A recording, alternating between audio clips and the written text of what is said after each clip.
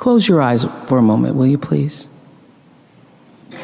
And breathe with me. Just close your eyes.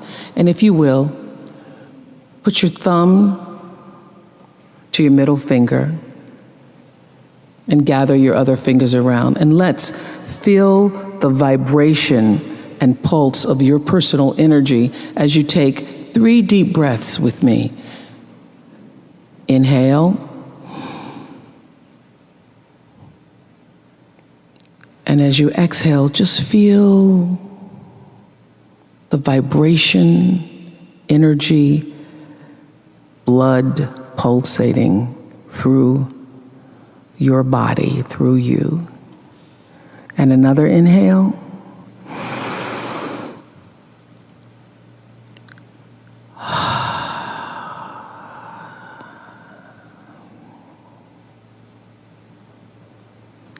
And another inhale.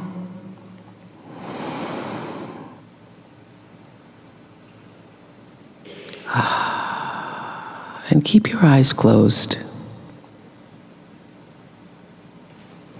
And let's just think about this day. This day that you have been graced to breathe in and out thousands of times.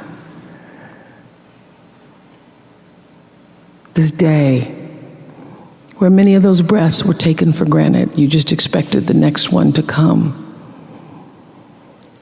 But the truth is, there's no guarantee that the next one comes. This day, how you started your day, what your thoughts were this morning, how you've carried yourself through this day, how you've been allowed to have encounters and experiences, some challenging, some more life-enhancing, that pushed you forward another day of being here on the planet Earth as a human being. Let's just think about that. After all you've been through, in this day alone,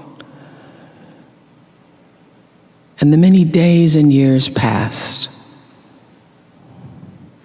how you got here to this prestigious, esteemed university, the choices you made that have brought you to this day.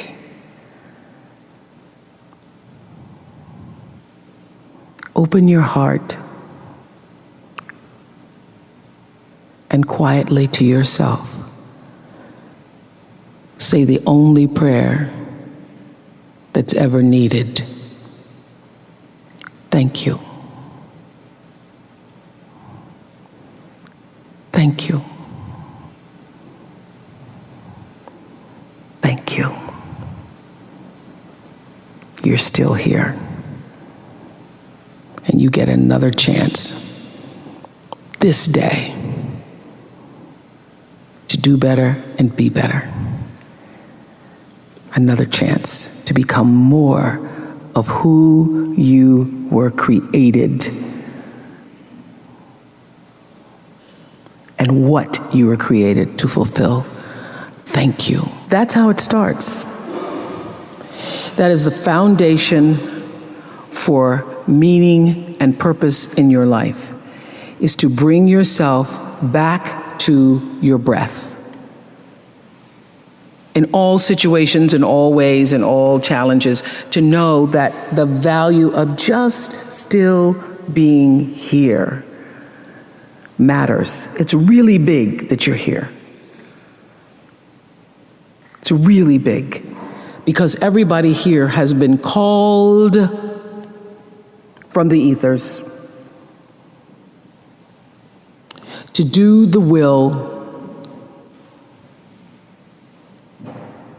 to fulfill the highest expression of yourself as a human being, and to do that in truth. How do you do that? Well, I think you let every step you take move you in the direction of the one thing all religions can agree on, and that is love. There's really only two emotions that count, and that's love and that's fear. And in all of your movements through life, you're either moving in the direction of one or the other. In order to have a meaningful life, you have to choose love.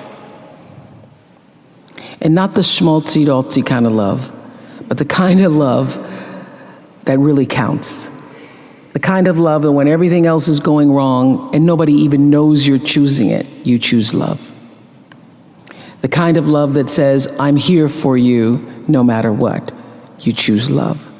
The kind of love that means you make the right decision even when you know the other person is wrong.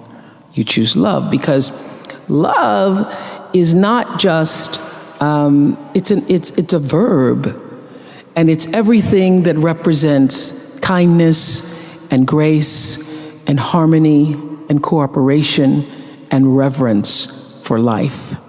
So when you choose you're in a situation where you are mad and you know that they are wrong, if you can go to that space of the breath, in God I move and breathe and have my being, and make the choice just to move a little closer in the direction of that which is going to bring you grace, that which is going to honor yourself. And by honoring yourself, you can't help but honor the other person. I have learned to choose love over fear, to choose love and peace rather than choosing to be right. That was a big lesson for me. Research study in psychology found out that both second person and third person makes your self-talk more powerful. So if you're gonna do affirmations, you wouldn't just say, I wanna do this, I wanna do this. You wanna do what we call in the book self-coaching, where you would say, in my case, Brendan, it's important you do a good job here today because you usually don't do interviews. And you really love Marie and you want to do a good job for her and her people. And this is a book you worked on for 3 years and it's important it does well. And Brendan, don't forget, you're so lucky you get to do this, brother. So just enjoy the process. You're so lucky, Brendan. That's a different level of going, I'm lucky, right? It is. I'm Brendan. I'm great. Yes. Another one I do every morning in the shower. Yeah. Assuming I take a shower, but every morning in the shower. Because we all don't every day. Not every morning. No, we do not. It just doesn't happen. It does not happen. I told you, 24 hours ago, I was staying in a barn in the woods at a friend's house. Yes. But the second thing I ask myself in the shower every morning is, what might happen today that could trip me up? And how are you going to bring your best self to that, Brendan? Mm-hmm. I say that every morning in the shower to myself. And it just helps me anticipate that, something's going to go wrong during the day. Absolutely. And if I already know everything, like this morning's was, okay, you're in, I'm North Manhattan, where I'm staying. Would you call it North? You're uptown. I'm uptown. And you're coming to, let's just call it downtown. Okay. Yes. So I'm like, okay, that's going to be 45 minutes. It's a hot summer day. Yes. I'm going to get hot, and I know when I'm hot, sometimes I get impatient. Yes. And I get stressed, and I don't want to feel that. So just pay attention to how you're feeling on your way down to the interview with Marie, Brendan, and really just engage. Pay attention. Be present with New York, and really enjoy that you're here. I know that sounds completely crazy, but every high-performing athlete does it. Every salesperson does it. I mean, at high level. Every person I interviewed who are at what we call the top 15% of all high performers, they all self-talk, and most of them we found were doing it in second and third person, which is amazing. I love it. Yeah. I think it's so fun. Yeah, little things. Yeah. So if you already talk to yourself and you say your name to yourself, they're not crazy, you're probably high performing.